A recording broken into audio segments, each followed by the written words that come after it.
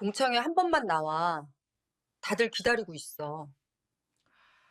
그날 친구는 전화도 없이 우리 집에 와서 제 앞에 앉았습니다. 사별한 뒤로 저는 사람을 만날 용기가 없었습니다. 자식들에게 손 뻗는 것도 점점 겁이 나더라고요. 그래서 그냥 하루하루 버티기만 했어요. 친구는 제 눈을 보더니 한마디만 했습니다. 딱 한 번만 나와. 42년 만에 간 동창회에서 저는 누가 누군지도 몰라 친구 옆에만 붙어 있었는데 그때 어떤 남자가 제 옆에 앉아 이렇게 말했습니다. 너 그대로구나. 이렇게 나오니까 얼마나 좋냐. 처음엔 그냥 반가운 인사인 줄 알았습니다. 그런데 그날 이후부터 일이 이상하게 굴러가기 시작했어요. 제가 뭘 결정한 적도 없는데 사람들이 먼저 축하를 했고 그 남자는 제 생활 안쪽까지 너무 자연스럽게 들어오더라고요. 저는 어떻게 이 관계에서 벗어날 수 있었을까요? 시작 전 어느 지역에서 보고 계신지 댓글로 한 번만 남겨주세요. 오늘 그곳엔 좋은 기운이 닿을 거예요. 그럼 지금부터 제 이야기를 있는 그대로 들려드릴게요. 저는 박미숙입니다. 올해 65입니다. 거실 창문으로 들어오는 햇빛이 오후 3시쯤 되면 소파 끝까지 닿았어요. 저는 그 빛을 보며 하루가 또 지나간다는 걸 확인하곤 했죠. 남편이 떠난 뒤로 저는 그렇게 시간을 세는 사람이 됐습니다. 그날도 마찬가지였어요. 휴대폰을 들고 딸 지연에게 메시지를 쓰다 지웠습니다. 통화 가능하니? 한 줄이었는데 보내지 못하더라고요. 딸도 바쁘고 저도 뭐라 말할 자신이 없었어요. 그냥 혼잣말처럼 툭 내뱉었습니다. 힘들게 키워도 다들 자기 삶이 먼저더라. 화면을 끄고 소파에 앉아 있는데 누가 초인종을 눌렀어요. 택배도 아니고 누굴까 싶어 문을 열었더니 친구 선영이 서 있었습니다. 전화도 없이 온 거였어요. 들어가도 돼? 묻긴 물었지만 이미 신발을 벗고 있더라고요. 저는 당황해서 거실로 안내했고 선영은 제 맞은편에 앉았습니다. 차를 권하기도 전에 선영이 말을 시작했어요. 동창회 한 번만 나와. 다들 기다리고 있어. 저는 고개를 저었습니다. 나 그런데 못 가. 선영은 제 말을 끊지 않았어요. 그냥 가만히 제 얼굴을 보고 있더라고요. 그 시선이 무겁게 느껴졌습니다. 딱 한 번만. 너 지금 이대로 있으면 더 못 나와. 선영의 목소리가 차분했던 게 오히려 더 단단하게 들렸어요. 저는 대답을 못하고 손만 만지작거렸습니다. 나가고 싶은 마음이 없진 않았지만 사람들 앞에 서는 게 두려웠어요. 오래 혼자 있다 보니 제 모습이 어색하게 느껴지더라고요. 한 번만, 나 옆에 있을게. 선영이 그렇게 말하니까 거절할 이유가 없어지는 것 같았습니다. 그래서 저는 고개를 끄덕였어요. 그럼 한 번만. 동창회는 2주일 뒤였습니다. 그 사이 저는 뭘 입고 나갈지, 머리는 어떻게 할지 계속 생각했어요. 결국 제일 무난한 옷을 골랐고 거울 앞에서 몇 번이나 확인했습니다.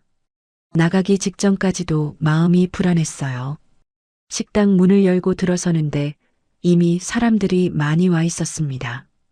저는 누가 누군지 얼굴을 거의 몰랐어요. 43년 만이었으니까요. 선영 손을 꽉 잡고 테이블로 걸어갔습니다. 자리에 앉으려는데 어떤 남자가 제 옆으로 왔어요. 키가 크고 얼굴이 환한 사람이었는데 저는 누군지 몰랐습니다. 그런데 그 남자는 저를 아는 것처럼 자연스럽게 옆에 앉더라고요. 미수가, 너 그대로구나. 이렇게 나오니까 얼마나 좋냐. 반말이었어요. 친한 사이였나 싶어 저도 어색하게 웃었습니다. 그런데 웃으면서도 이상한 기분이 들었어요. 반가움보다는 제가 이미 정해진 사람 같은 느낌이 스쳤습니다. 나 오정훈이야. 기억 안 나? 우리 같은 반이었잖아. 저는 기억을 더듬어 봤지만 잘 떠오르지 않았어요.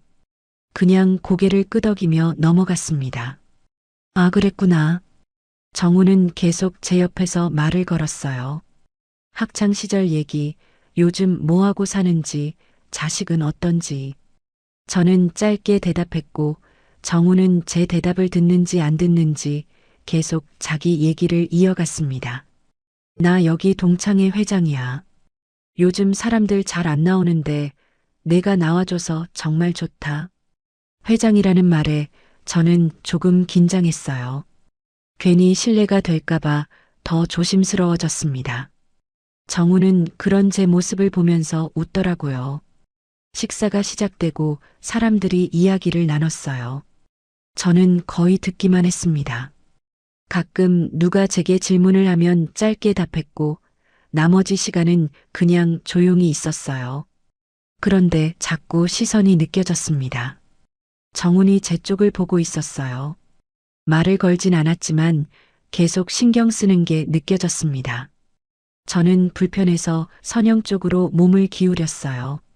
모임이 끝날 즈음 누군가가 단체 사진을 찍자고 했습니다. 사람들이 자리에서 일어나 뒤쪽으로 모였어요. 저도 따라 일어났는데 정훈이 제 팔을 살짝 잡더라고요. 미수가 여기서 내 옆에. 저는 어쩔 수 없이 정훈 옆에 섰습니다. 사진을 찍는데 사람들이 웃으면서 뭐라고 하는 게 들렸어요. 회장님이 미숙이 챙기네. 같은 말들이었습니다. 저는 얼굴이 뜨거워졌어요. 아무것도 아닌데 괜히 오해받는 것 같았습니다. 사진을 찍고 나서 선영에게 작게 물었어요. 저 사람 누구야? 나한테 왜 저래? 선영이 웃으며 대답했습니다. 정훈이. 회장이잖아. 원래 사람 잘 챙겨. 신경 쓰지 마. 그 말을 듣고 나니 조금 안심이 됐어요. 그냥 친절한 사람인가 보다 생각했습니다. 하지만 집에 돌아오는 길에도 계속 정훈의 말투가 머릿속에 맴돌았어요. 너 그대로구나. 그 한마디가 자꾸 걸렸습니다. 현관문을 열고 들어와 불을 켰어요. 조용한 집이었습니다. 신발을 벗고 거실에 앉아 오늘 일을 되짚어 봤어요. 사람들 얼굴, 식당 분위기, 정훈의 목소리. 그날 내가 뭘 말한 것도 아닌데 왜 사람들은 벌써 무언가를 확정하려는 표정이었을까요? 첫 동창회 이후로 석 달 동안 2주일에 한 번씩 모임이 있었어요. 선영이 미리 연락을 줬고 저는 빠지지 않고 나갔습니다. 처음엔 의무감 같은 게 있었는데 나가다 보니 조금씩 익숙해지더라고요. 두 번째 모임 때였습니다. 식당에 도착했는데 정훈이 이미 와서 기다리고 있었어요. 제가 들어서자 손을 들어 자리를 가리켰습니다. 여기 앉아. 저는 그쪽으로 갔고 자연스럽게 정훈 옆에 앉게 됐어요. 선영도 제 옆에 앉았습니다. 식사를 하는 동안 정훈은 계속 제게 말을 걸었어요. 이거 먹어봐. 물 더 줄까? 작은 것들이었지만 자꾸 신경을 쓰더라고요. 세 번째 모임에서도 똑같았습니다. 정훈이 제 자리를 먼저 잡아뒀어요. 그때부터 사람들이 장난처럼 말하기 시작했습니다. 회장님이 미숙이 챙기네. 둘이 잘 어울리는데? 저는 웃으며 손을 저었어요. 그냥 넘어가려 했습니다. 하지만 자리 배치는 계속 똑같았어요. 정훈 옆, 선영 옆. 그 구도가 습관처럼 고정되기 시작했습니다. 모임이 끝나고 집으로 돌아오는 날이었어요. 휴대폰이 울렸습니다. 정훈이었어요. 미수가 집 들어갔어? 저는 약간 놀랐습니다. 모임 끝나고 바로 연락이 온 건 처음이었어요. 응, 방금 들어왔어. 조심해서 들어가. 다음에 또 보자. 짧은 통화였지만 이상하게 기분이 묘했어요. 챙겨주는 건지 확인하는 건지 잘 모르겠더라고요. 그냥 친절한 거겠지 싶어 넘어갔습니다. 그런데 다음 날도 연락이 왔어요. 오늘 시간 돼? 커피 한 잔 어때? 저는 잠깐 망설였습니다. 동창회 모임도 아닌데 따로 만나는 게 좀 이상하게 느껴졌어요. 하지만 거절할 이유도 없었습니다. 응, 괜찮아. 동네 카페에서 만났어요.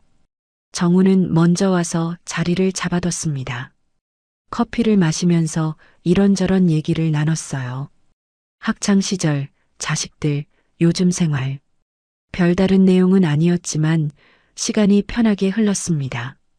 그 뒤로 연락이 자주 왔어요. 모임이 없는 날에도 정우는 제게 연락을 했습니다. 오늘 뭐 해? 영화 볼래? 점심 먹었어? 저는 처음엔 부담스러웠어요. 그런데 대답을 하다 보니 조금씩 익숙해지더라고요. 혼자 있는 시간이 길었던 저에게 누군가의 연락은 나쁘지 않았습니다. 어느 날은 영화를 보러 갔어요. 정훈이 표를 끊어뒀고 저는 그냥 따라갔습니다. 영화가 끝나고 나오는 길에 정훈이 물었어요. 재밌었어? 저는 고개를 끄덕였습니다. 응, 좋았어. 다음에 또 보자. 나 요즘 심심한데 내가 나와주니까 좋다. 그 말을 듣고 저는 조금 이상한 기분이 들었어요. 내가 누군가에게 필요한 사람이 된 것 같았습니다. 오래 혼자 있다 보니 그런 말이 생각보다 크게 들렸어요. 집에 돌아와서 선영에게 전화를 걸었습니다. 정훈이가 자꾸 연락을 해. 이거 괜찮은 거야? 선영이 웃으며 대답했어요. 회장이 원래 사람 잘 챙겨. 너한테 관심 있는 것 같은데? 관심? 응. 나쁜 사람 아니니까 너무 부담 갖지 마. 선영의 말을 듣고 나니 마음이 조금 놓였습니다. 그냥 좋은 사람이구나 싶었어요. 하지만 동시에 뭔가 복잡한 감정도 들었습니다. 그날 밤 휴대폰을 보다가 정훈에게 온 메시지를 확인했어요. 집 들어갔지? 내일도 시간 되면 나와. 저는 답장을 보냈습니다. 응, 내일은 좀 피곤할 것 같아. 그런데 정훈의 답이 바로 왔어요. 그럼 쉬어. 모레는 어때? 저는 화면을 보면서 생각했습니다. 정훈이 좋은 사람 같긴 한데 연락이 점점 잦아지는 게 느껴졌어요. 처음엔 2주일에 한 번 모임이었는데 이젠 거의 매일 연락이 왔습니다. 며칠 뒤 또 카페에서 만났어요. 정우는 제가 주문하기 전에 먼저 커피를 시켜놨더라고요. 내가 좋아할 것 같아서. 저는 고마웠지만 조금 이상했어요. 내가 뭘 좋아하는지 언제 말했나 싶었습니다. 그런데 정우는 제 표정을 보고 웃으며 말했어요. 지난번에 내가 이거 시켰잖아. 기억하고 있었던 거였어요. 저는 놀라면서도 묘한 기분이 들었습니다. 누군가 나를 신경 쓴다는 게 좋기도 했고, 동시에 조금 불편하기도 했어요. 그날 집에 돌아와 소파에 앉았습니다. 창밖을 보면서 오늘 하루를 되짚어 봤어요. 정훈과의 만남, 카페에서의 대화, 커피. 문득 깨달았습니다. 내 하루가 정훈 연락에 맞춰 움직이고 있다는 걸요. 오전엔 연락을 기다렸고, 오후엔 약속이 있었고, 저녁엔 귀가 확인 연락이 왔습니다. 정훈이 좋은 사람 같긴 한데, 왜 내 하루가 점점 정훈 리듬으로 움직이기 시작하지? 그렇게 석 달이 지나고 동창회가 5번째를 맞이했을 때쯤 저는 이제 사람들 얼굴을 대부분 알아볼 수 있었어요. 처음엔 누가 누군지 헷갈렸는데 몇 번 보다 보니 익숙해지더라고요. 이름까지는 기억 못해도 얼굴은 알겠더라고요. 그날도 평소처럼 선영과 함께 식당으로 들어갔습니다. 문을 여는 순간 안에서 박수 소리가 들렸어요. 저는 깜짝 놀라 멈춰 섰습니다. 무슨 일인가 싶어 두리번거렸어요. 그런데 사람들이 전부 저를 보고 있었습니다. 웃으면서 손뼉을 치고 있더라고요. 한 사람이 큰 소리로 말했어요. 축하한다고, 정말 잘 됐다고. 저는 무슨 말인지 이해가 안 됐습니다. 뭘 축하한다는 건지 알 수가 없었어요. 옆에 있던 선영을 쳐다봤는데 선영도 어색하게 웃고 있더라고요. 정훈이 제 쪽으로 걸어왔습니다. 환하게 웃으면서 제 팔을 살짝 잡았어요. 자, 앉자고 다들 기다렸다고 말했습니다.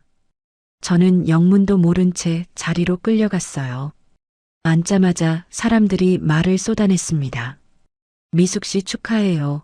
정훈 씨랑 잘 됐다면서요. 둘이 정말 잘 어울려요.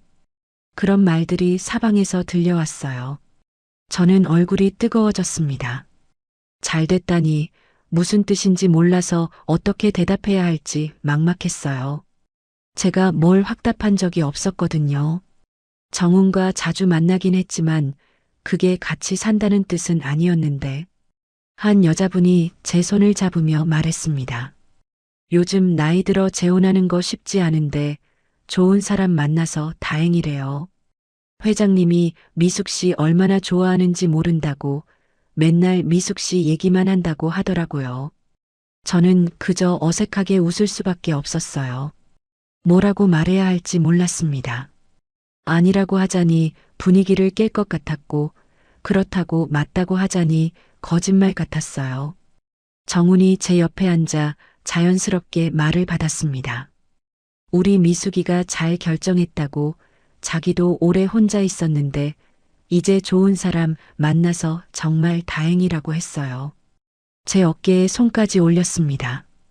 저는 그 손의 무게가 무겁게 느껴졌어요. 내가 언제 결정했나 싶었습니다. 정훈과 자주 만난 건 사실이지만 재혼을 결심한 적은 없었어요.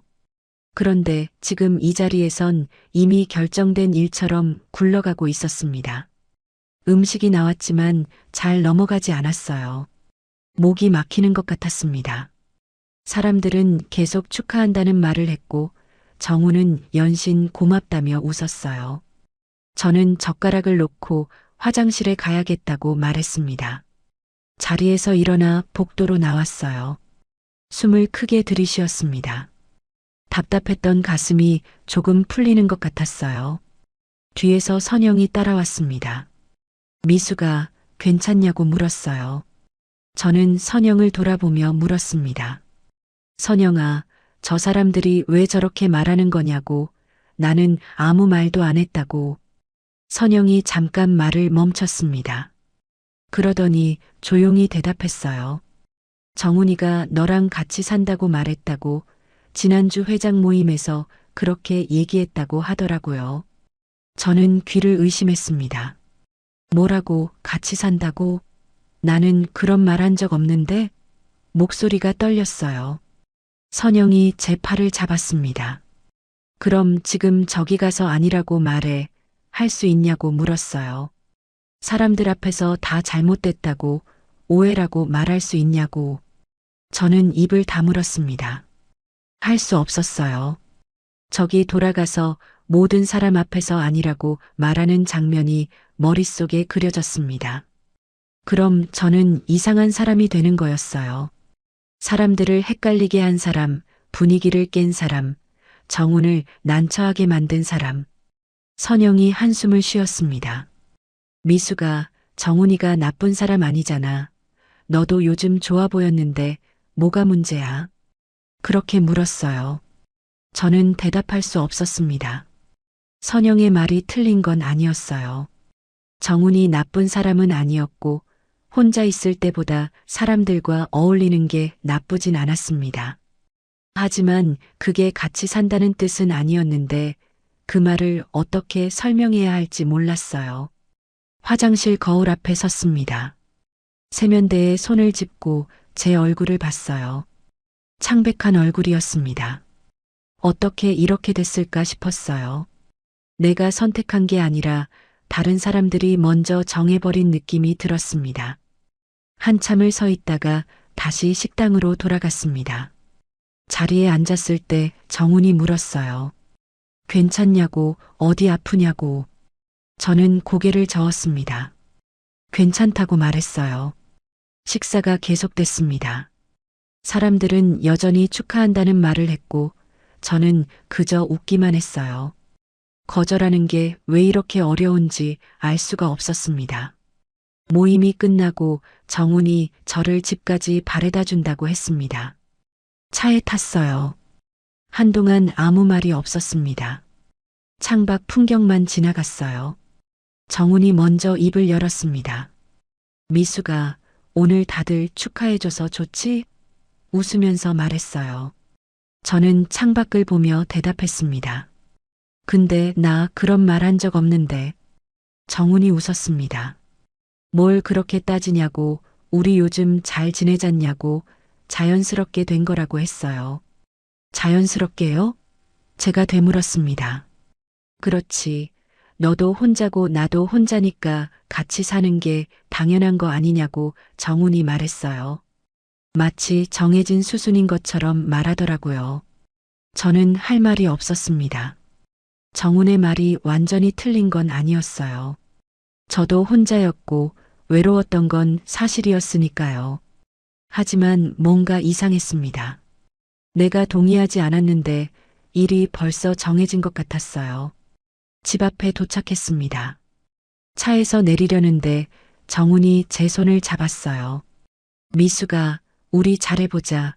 내가 잘할게. 그렇게 말했습니다. 저는 고개를 끄덕이고 차에서 내렸어요. 현관문을 열고 들어가 불을 켰습니다. 조용한 집이었어요. 소파에 앉아 오늘 있었던 일을 되짚어 봤습니다. 며칠이 지났습니다. 정훈에게서 연락이 왔어요. 시간 되냐고 만나서 얘기할 게 있다고 했습니다. 저는 나갔고 동네 카페에서 만났어요. 정훈은 이미 자리에 앉아 있었습니다. 커피를 시켜뒀더라고요. 제가 좋아하는 걸로요. 앉자마자 정훈이 말했습니다. 미수가 우리 신고만 하고 같이 살자. 신고요? 저는 당황했어요. 그래, 결혼식은 무슨 우리 나이에 그런 거 할 필요 있어? 신고만 하면 되지. 정훈이 당연하다는 듯이 말했습니다. 저는 커피잔을 들었다 놓았습니다. 근데 그건 좀 생각을 해봐야 그렇게 말하려 했어요. 정훈이 제 말을 끊었습니다. 생각은 충분히 했지. 우리 요즘 계속 만났잖아. 나랑 살면 편해. 너 혼자잖아.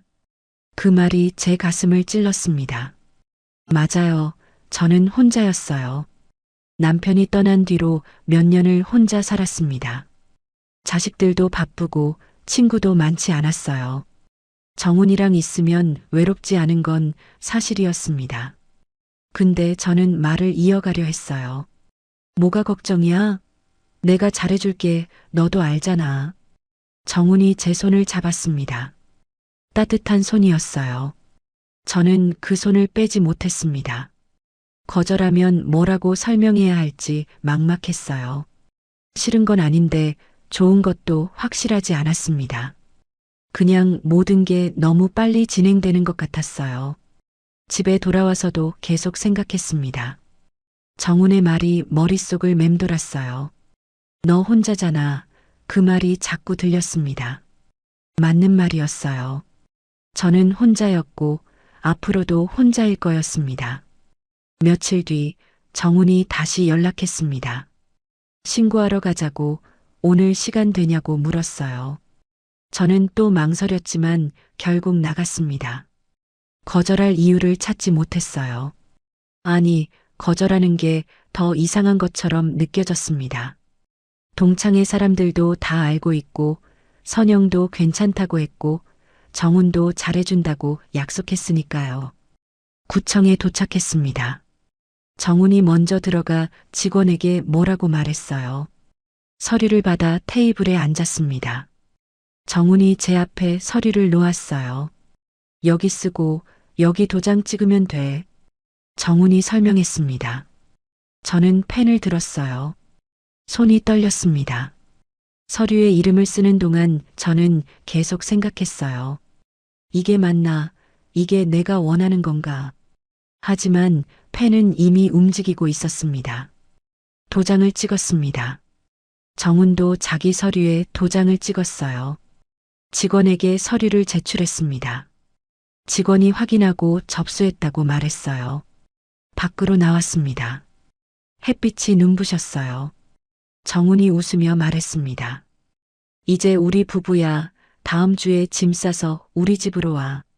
저는 고개를 끄덕였습니다. 알았다고 대답했어요. 하지만 가슴 한쪽이 무거웠습니다. 거절이 왜 이렇게 어려운 거지? 누가 언제부터 이걸 확정된 일로 만들어버린 걸까? 다음 주 저는 짐을 쌌습니다. 생각보다 많지 않았어요. 몇 년을 혼자 살았지만 남은 건 옷가지 몇 벌, 생활용품 조금뿐이었습니다. 큰 가방 2개면 충분했어요. 정훈이 차를 가지고 왔습니다. 짐을 싣고 출발했어요. 차 안에서 저는 창밖만 봤습니다. 익숙한 동네가 점점 멀어졌어요. 이게 맞는 선택인지 확신이 없었습니다. 정훈의 집은 제가 살던 곳에서 차로 20분 거리였어요. 아파트 단지가 깔끔했습니다. 주차장에 차를 세우고 엘리베이터를 탔어요. 12층이었습니다. 현관문을 열고 들어갔습니다. 거실이 넓었어요. 햇빛이 창문으로 잘 들어왔습니다. 정돈된 느낌이었어요. 나쁘지 않아 보였습니다. 들어와. 이제 우리 집이야. 정훈이 말했습니다.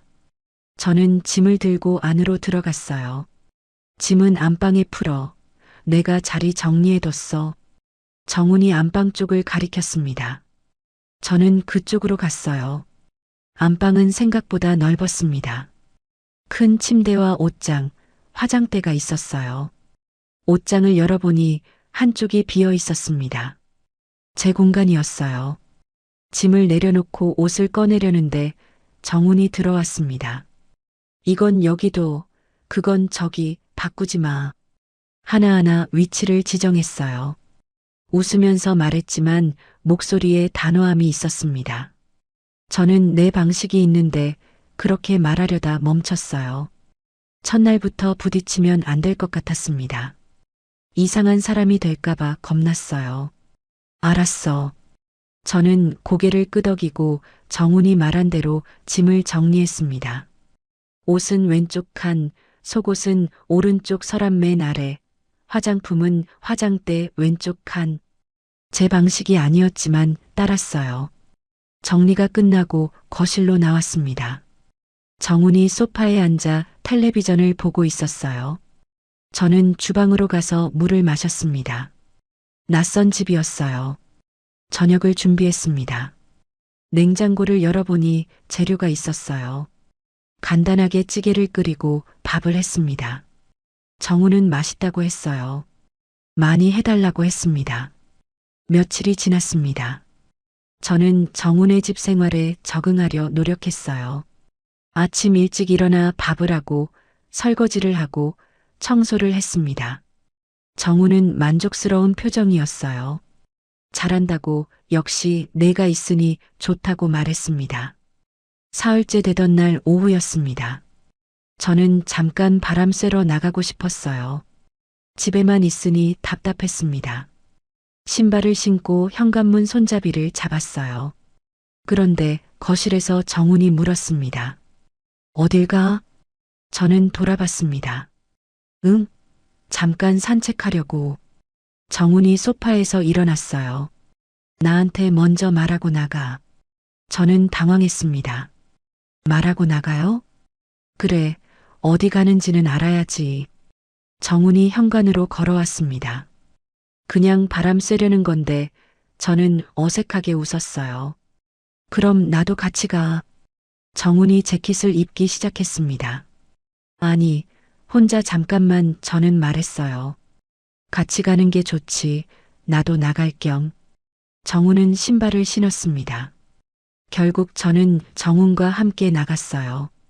아파트 단지를 걸었습니다. 혼자 걷고 싶었는데 옆에 정훈이 있으니 불편했어요. 정훈은 계속 말을 걸었습니다. 날씨가 좋다. 여기 공기가 좋다. 저기 꽃이 예쁘다. 저는 대답했지만 마음이 편하지 않았어요. 제 속도로 걸을 수가 없었습니다. 정훈의 보폭에 맞춰야 했어요. 집으로 돌아오는 길에 저는 깨달았습니다. 동행이 배려가 아니라 감시처럼 느껴진다는 걸요. 정우는 제가 어디 가는지 항상 알고 싶어 하는 것 같았습니다. 일주일쯤 지났을 때 선영에게서 연락이 왔어요. 미수가 오랜만에 우리끼리 밥 먹자. 보고 싶다. 저는 반가웠습니다. 그래, 좋아. 약속 날 저는 외출 준비를 했어요. 옷을 갈아입고 화장을 했습니다. 현관으로 가는데 정훈이 물었어요. 어디가? 선영이랑 밥 먹으러. 저는 대답했습니다. 선영이? 어디서 먹는데? 정훈이 텔레비전에서 눈을 떼지 않고 물었어요. 동네 식당. 저는 신발을 신었습니다. 그래, 다녀와. 몇 시에 돌아와? 정훈이 물었어요. 저는 시간을 말했습니다. 정훈은 알았다고 했어요. 별일 아닌 것 같았지만 뭔가 이상했습니다. 허락을 받는 느낌이었어요. 선영과 식사를 했습니다. 오랜만에 편하게 얘기를 나눴어요. 웃기도 하고 옛날 얘기도 했습니다. 시간 가는 줄 몰랐어요. 집에 돌아왔을 때 정훈이 거실에 앉아 있었습니다. 왔어? 누구 만났어? 선영이. 저는 신발을 벗으며 대답했어요. 선영이만? 정훈이 물었습니다. 응. 저는 가방을 소파에 놓았어요. 무슨 얘기했어? 정훈이 제 쪽을 봤습니다. 저는 그날 나눈 대화를 간단히 설명했어요. 선영이 요즘 어떻게 지내는지, 자식들은 어떤지, 그런 얘기들이었습니다. 정훈은 고개를 끄덕이며 들었어요. 설명을 하면서 저는 깨달았습니다. 지금 나는 대화가 아니라 보고를 하고 있다는 걸요. 정훈이 묻고 제가 답하고 정훈이 확인하는 구조였어요. 며칠 뒤 동창회 모임이 있었습니다. 정훈과 함께 갔어요. 식당에 도착하니 사람들이 반겼습니다. 미숙 씨 왔네. 요즘 어때요? 그런 인사들을 했어요. 저는 자리에 앉아 조용히 있었습니다. 음식이 나오고 사람들이 이야기를 나눴어요. 누군가 제게 물었습니다. 미숙 씨, 요즘 어떻게 지내세요? 제가 입을 열려는데 정훈이 먼저 말했습니다. 우리 집사람 잘 지내지. 내가 잘 챙기고 있어. 웃으면서 말했어요. 저는 입을 다물었습니다. 제가 대답할 차례였는데 정훈이 가로챘어요. 사람들은 정훈의 말만 듣고 고개를 끄덕였습니다. 잘 됐네요. 회장님이 잘 챙기시나 봐요. 조금 뒤에 또 다른 사람이 물었어요. 미숙 씨는 요즘 뭐 하세요? 정훈이 또 대답했습니다. 우리 사람이 집에서 쉬면서 잘 지내고 있어. 편하게 있으라고 했어. 저는 가만히 앉아 있었어요. 말할 틈이 없었습니다. 아니, 말해도 소용없을 것 같았어요. 정훈이 제 입을 대신하고 있었습니다. 우리 집사람, 우리 사람. 그 말들이 계속 들렸어요. 집에 돌아와 침대에 누웠습니다. 정훈은 샤워를 하러 갔어요. 저는 천장을 보며 오늘 있었던 일을 떠올렸습니다. 제가 한 말이 하나도 없었어요. 며칠 뒤였습니다. 저는 휴대폰으로 날씨를 검색하려 했어요. 내일 뭘 입을지 고민하고 있었습니다. 그런데 정훈이 다가왔어요. 뭐 찾아? 정훈이 물었습니다. 날씨 좀 보려고. 저는 대답했어요. 내가 할게, 줘. 정훈이 손을 내밀었습니다. 아니, 내가 할게. 저는 휴대폰을 들고 있었어요. 내가 더 빠르니까 줘봐. 정훈이 제 손에서 휴대폰을 가져갔습니다. 저는 그냥 서서 지켜봤어요. 정훈이 날씨를 검색해서 보여줬습니다. 내일 말 때 따뜻하게 입어. 고마워. 저는 휴대폰을 돌려받았습니다. 그날 밤 침대에 누워 생각했어요. 생활의 열쇠가 제 손에서 빠져나가고 있다는 걸 느꼈습니다. 외출도, 대화도, 휴대폰도 제가 직접 하는 게 점점 줄어들고 있었어요. 정우는 옆에서 자고 있었습니다. 코 고는 소리가 들렸어요. 저는 조용히 생각했습니다. 이렇게 살 순 없다. 그런데 나가면 끝이 아니란 걸 왜 나는 바로 알겠지? 그렇게 넉 달이 흘렀습니다. 봄이 지나고 여름이 왔어요. 정훈의 집에서 사는 동안 저는 점점 제 목소리를 잃어갔습니다.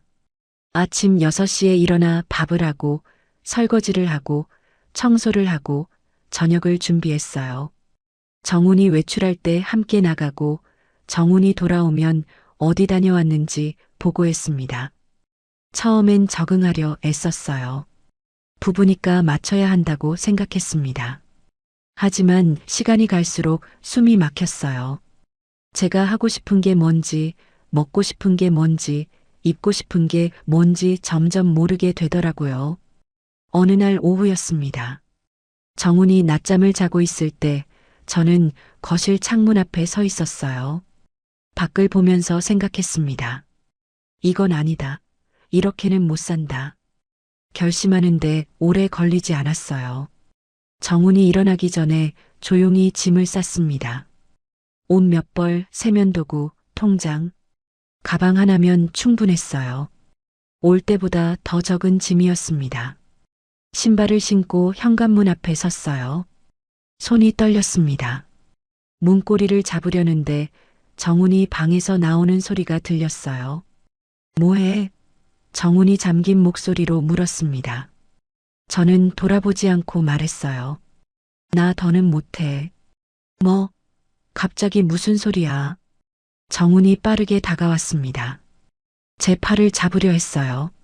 저는 팔을 빼며 문을 열었습니다. 나 나갈게. 더 이상 같이 못 살겠어. 야, 미수가. 뭔 일 있어? 얘기해봐. 정훈의 목소리가 높아졌어요. 저는 고개를 저었습니다. 얘기할 거 없어. 그냥 나갈게. 문을 열고 복도로 나왔어요. 정훈이 뒤따라 나왔지만 저는 걸음을 멈추지 않았습니다. 야, 박미숙. 어디 가는 거야? 정훈이 소리쳤어요. 복도에 메아리 쳤습니다. 저는 엘리베이터 버튼을 눌렀어요. 다행히 바로 문이 열렸습니다. 들어가서 닫힌 버튼을 눌렀어요. 정훈이 달려왔지만 문이 닫혔습니다. 엘리베이터가 내려가는 동안 저는 거울에 비친 제 얼굴을 봤어요. 창백했습니다. 손은 여전히 떨리고 있었어요. 로비를 지나 밖으로 나왔습니다. 햇빛이 눈부셨어요. 어디로 가야 할지 몰랐습니다. 일단 걸었어요. 아파트 단지를 벗어나 큰 길로 나왔습니다. 휴대폰으로 모텔을 검색했어요. 가까운 곳을 찾아 지도를 따라 걸었습니다. 15분쯤 걸었을까 작은 모텔이 나타났어요. 프런트에서 방을 잡았습니다. 얼마나 묵을 거냐고 물어서 일주일이라고 대답했어요. 사실 며칠인지 몰랐습니다.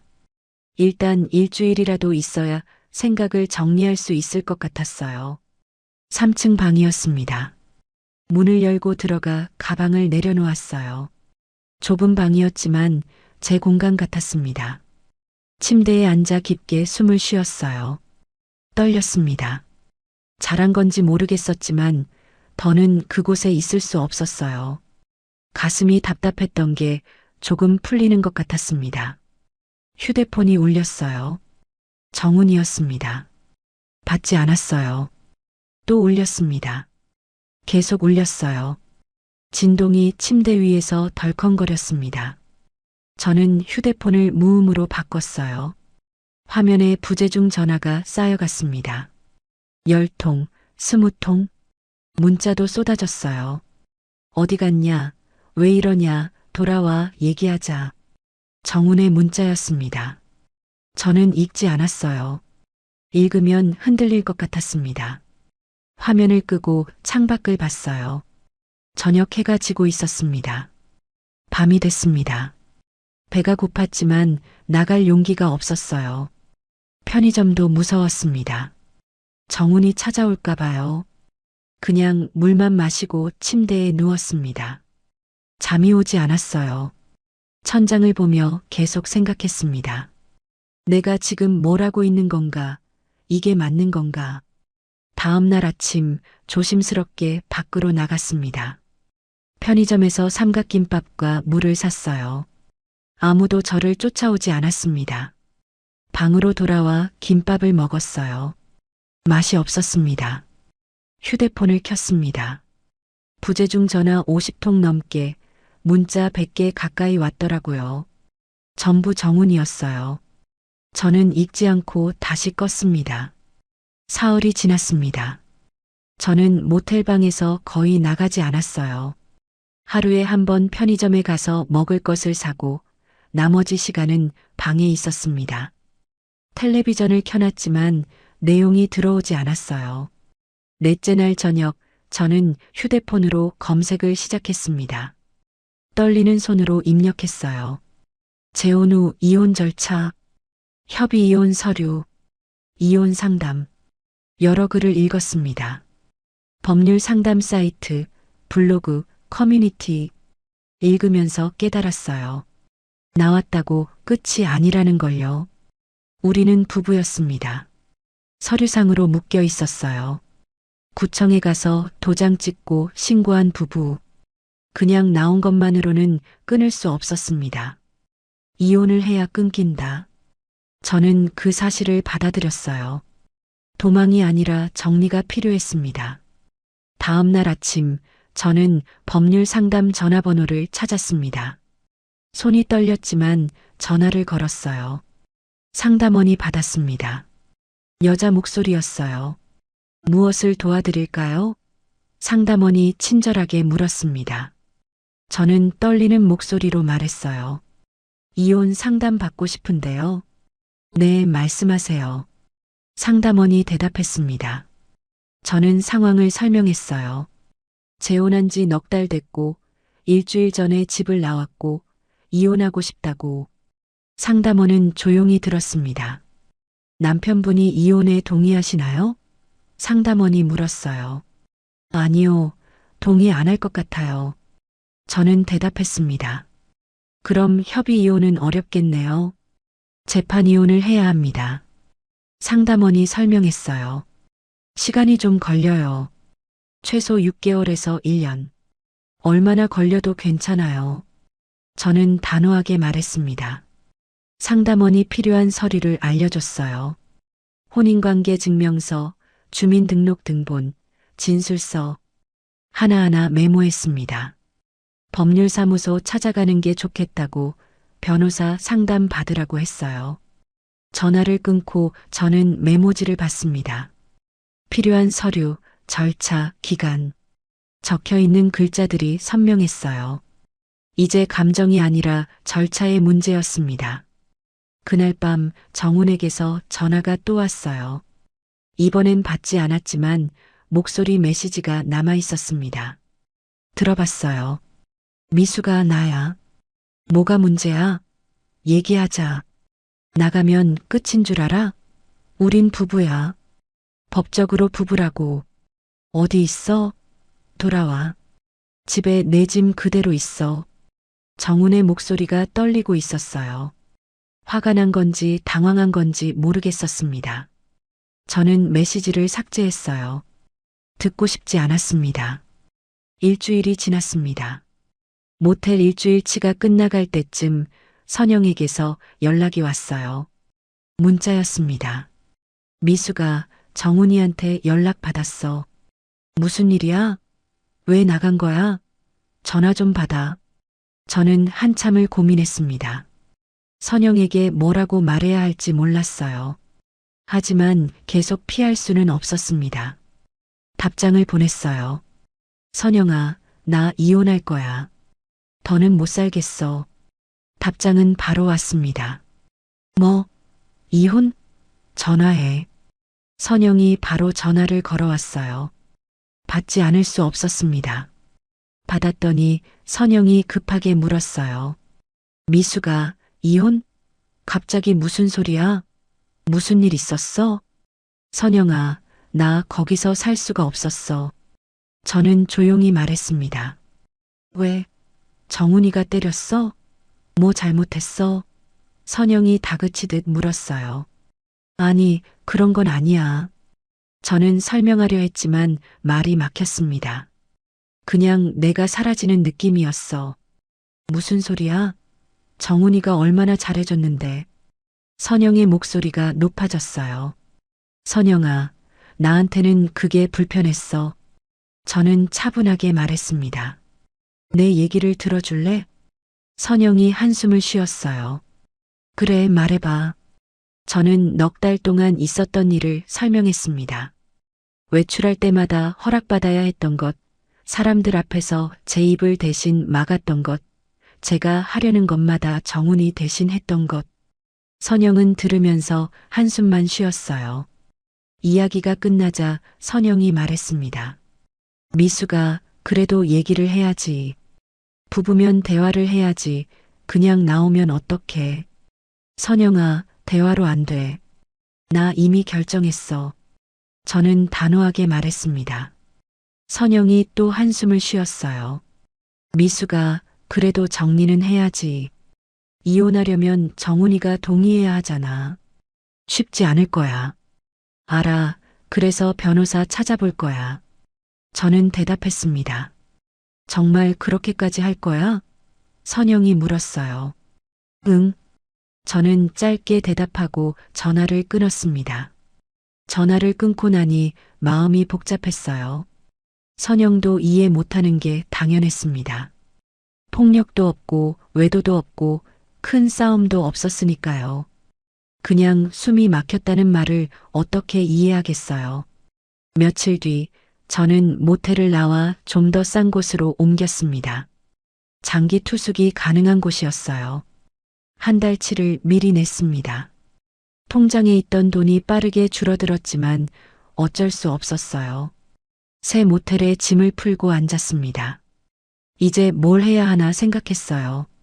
변호사를 찾아가야 했습니다. 다음 날 인터넷으로 법률사무소를 검색했어요. 가까운 곳 몇 군데 전화를 걸어 상담 예약을 잡았습니다. 이틀 뒤 오전 10시였어요. 그 이틀 동안 저는 필요한 서류를 준비했습니다.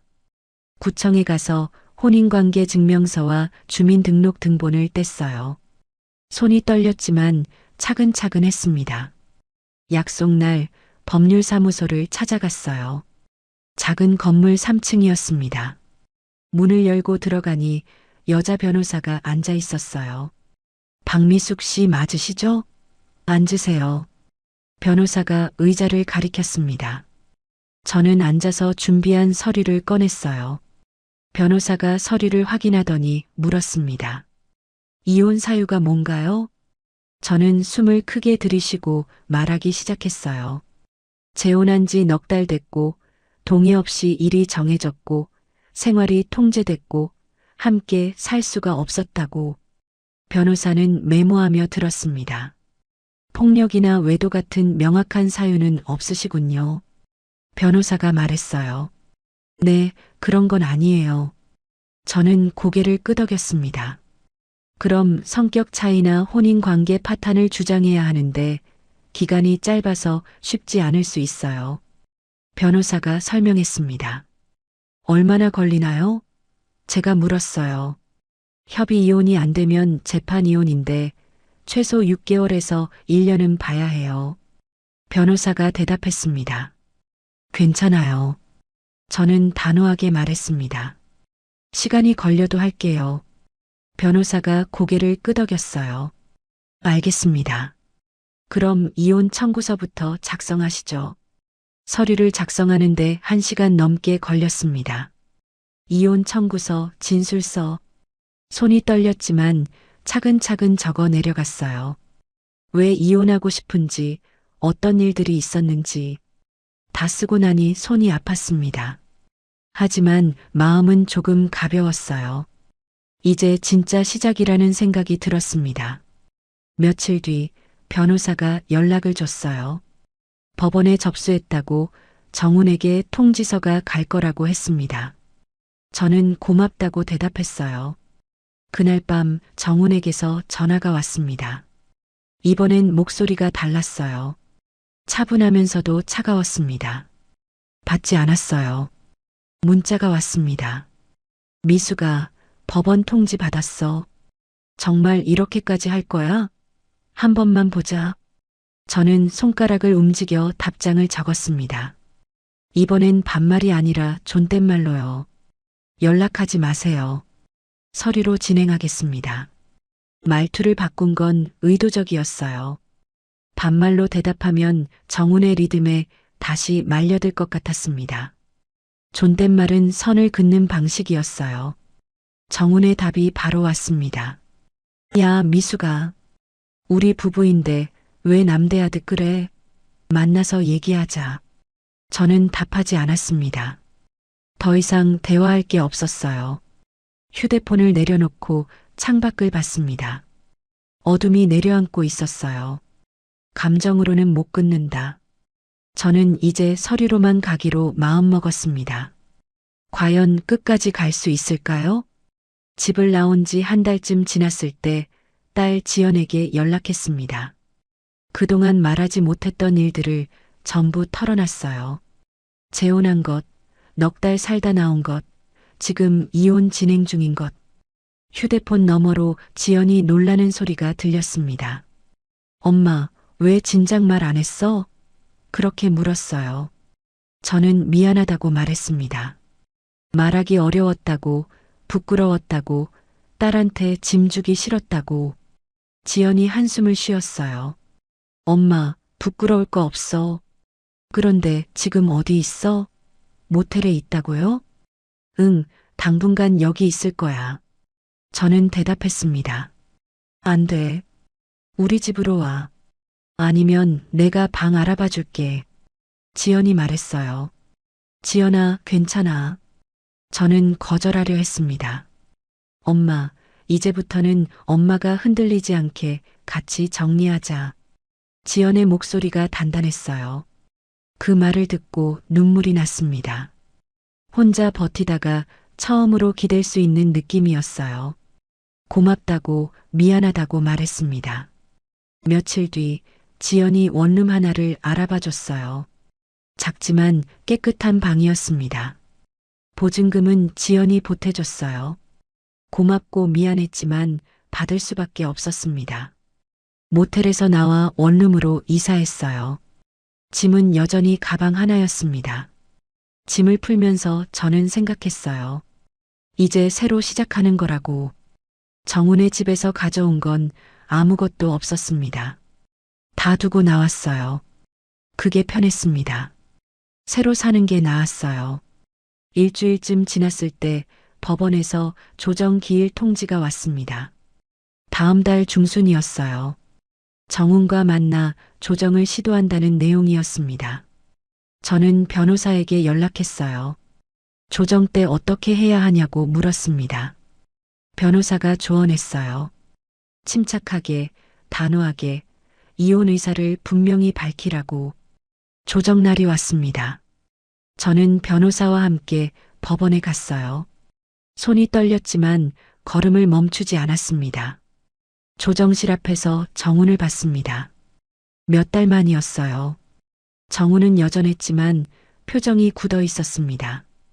저를 보더니 눈을 마주쳤어요. 미수가. 정훈이 제 이름을 불렀습니다. 반말이었어요. 저는 대답하지 않고 조정실로 들어갔습니다. 테이블 양쪽에 앉았어요. 조정위원 두 분이 앞에 앉아 계셨습니다.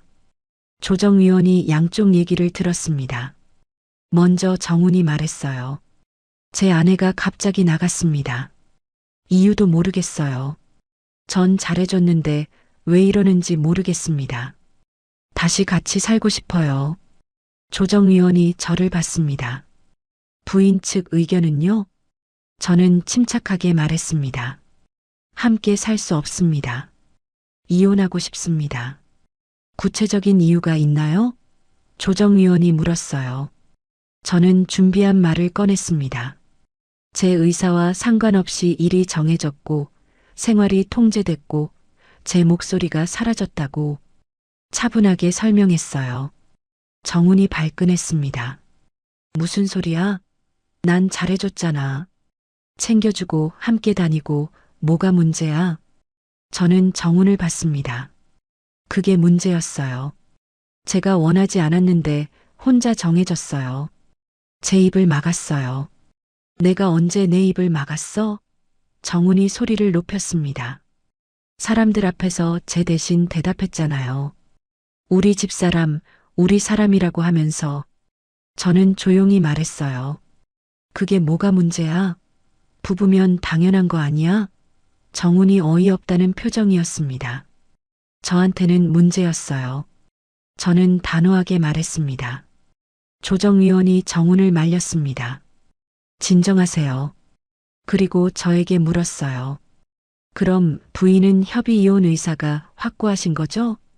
네, 확고합니다. 저는 대답했습니다. 조정위원이 정훈에게 물었어요. 남편 측은 어떠신가요? 정훈이 고개를 저었습니다. 협의 이혼은 안 합니다. 이해할 수 없어요. 조정은 1시간 넘게 이어졌습니다. 조정위원이 설득했지만 정훈은 끝까지 거부했어요. 결국 조정 불성립이 선언됐습니다. 조정실을 나오는 길에 정훈이 제 팔을 잡았습니다. 미수가 정말 이렇게까지 할 거야? 저는 팔을 빼며 말했어요. 놔주세요. 이제 남이에요. 남? 우린 아직 부부야. 법적으로. 정훈이 웃었습니다. 곧 아니게 될 거예요. 저는 돌아서서 걸었습니다. 법원을 나오는 길에 변호사가 말했어요. 이제 재판으로 가야겠네요. 시간이 좀 걸리겠지만 이혼은 될 겁니다. 조금만 참으세요. 저는 고개를 끄덕였습니다. 괜찮다고 기다릴 수 있다고 말했어요. 그 뒤로 몇 달이 흘렀습니다. 재판 준비를 하고 서류를 제출하고 기일을 기다렸어요. 그 시간 동안 저는 제 생활을 천천히 되찾아갔습니다. 원룸 근처 마트에서 일자리를 구했어요. 계산대 일이었습니다. 하루 4시간, 일주일에 닷새. 많이 벌진 못했지만 제 돈이 생겼어요. 첫 월급을 받았을 때 기분이 묘했습니다. 많지 않은 돈이었지만 제가 번 거였어요. 그게 좋았습니다. 혼자 밥을 먹고, 혼자 산책하고, 혼자 잠들었어요. 외로울 때도 있었습니다. 밤에 혼자 누워있으면 이게 맞나 싶을 때도 있었어요. 하지만 불편하진 않았습니다. 누구에게 보고할 필요가 없었고, 허락받을 필요도 없었어요. 제 시간이 온전히 제 것이었습니다. 지연이 가끔 찾아왔습니다. 같이 저녁을 먹고 이야기를 나눴어요. 어느 날 지연이 물었습니다. 엄마, 요즘 어때? 저는 웃으며 대답했어요. 괜찮아. 혼자인 게 편해. 지연이 고개를 끄덕였습니다. 그럼 됐어. 엄마가 편하면 돼. 재판은 예상보다 빨리 끝났습니다. 조정 후 5달 만에 판결이 났어요. 법원이 인정했습니다. 혼인 관계가 파탄에 이르렀다고. 이혼 인정.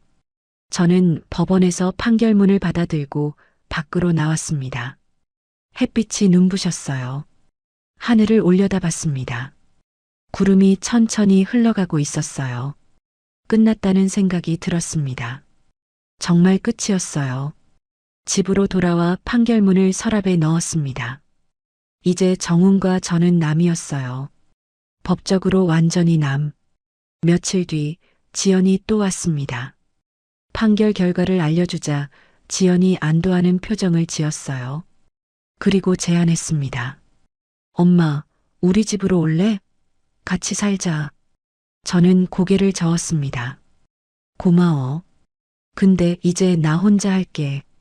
지연이 걱정스러운 표정을 지었어요. 괜찮아? 혼자 있으면 외롭지 않아? 외롭긴 해. 저는 솔직하게 말했습니다. 근데 그게 더 편해. 지연이 제 손을 잡았어요. 엄마, 알았어. 근데 힘들면 언제든 연락해. 혼자 끙끙 앓지 말고. 그날 밤 저는 창밖을 보며 생각했습니다.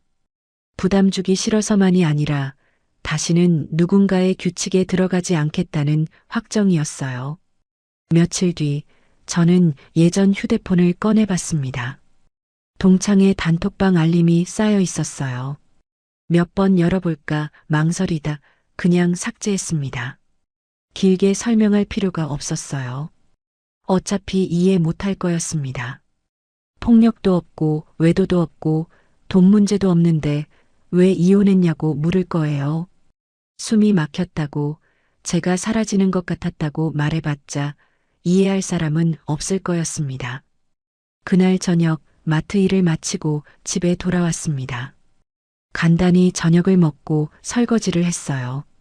텔레비전을 켜고 뉴스를 봤습니다. 누가 보면 외로워 보일 수도 있었어요. 65살 혼자 사는 여자. 작은 원룸에서 마트 일하며 사는 사람. 하지만 저는 괜찮았습니다. 밤에 침대에 누워 천장을 봤어요. 조용했습니다. 아무도 제게 묻지 않았고 아무도 제 대답을 기다리지 않았어요. 그게 좋았습니다. 이게 제 삶이었어요. 어느 날 아침 일어나서 커튼을 열었습니다. 햇빛이 들어왔어요. 창밖 나무에 새가 앉아 있었습니다. 지저귀는 소리가 들렸어요. 저는 창가에 서서 그 새를 봤습니다. 한참을 보다가 웃음이 났어요. 그냥 좋았습니다. 제가 마지막으로 지킨 건 사랑이 아니라 내가 내 발로 움직이는 생활이었습니다. 저는 박미숙입니다. 올해 65이고 혼자 삽니다. 다시 시작하는 일이 쉽진 않았지만 후회는 없어요. 여러분이라면 어떻게 하셨을까요? 관계가 불편할 때, 명확한 이유가 없을 때, 그냥 숨이 막힌다는 이유만으로 떠나는 게 맞을까요? 저는 아직도 잘 모르겠습니다. 다만 한 가지는 알아요. 제가 지킨 건 누군가와의 관계가 아니라 제 발로 걷고 제 입으로 말하는 자유였다는 것을요. 그게 이기적인 건지 용기 있는 건지는 모르겠어요. 하지만 지금 저는 괜찮습니다. 혼자지만 제 삶을 살고 있으니까요. 오늘 이야기 끝까지 들어주셔서 고맙습니다. 구독해 두시면 다음 사연도 과장 없이 있는 그대로 더 친절하게 들려드릴게요. 끝까지 보신 분들은 지금 화면 왼쪽 재생 목록부터 눌러서 같은 흐름의 사연들을 이어서 보세요. 그리고 오른쪽 추천 영상은 이 지옥이 시작된 첫 단추가 더 선명하게 나옵니다. 지금 바로 하나만 눌러주시면 그대로 이어집니다.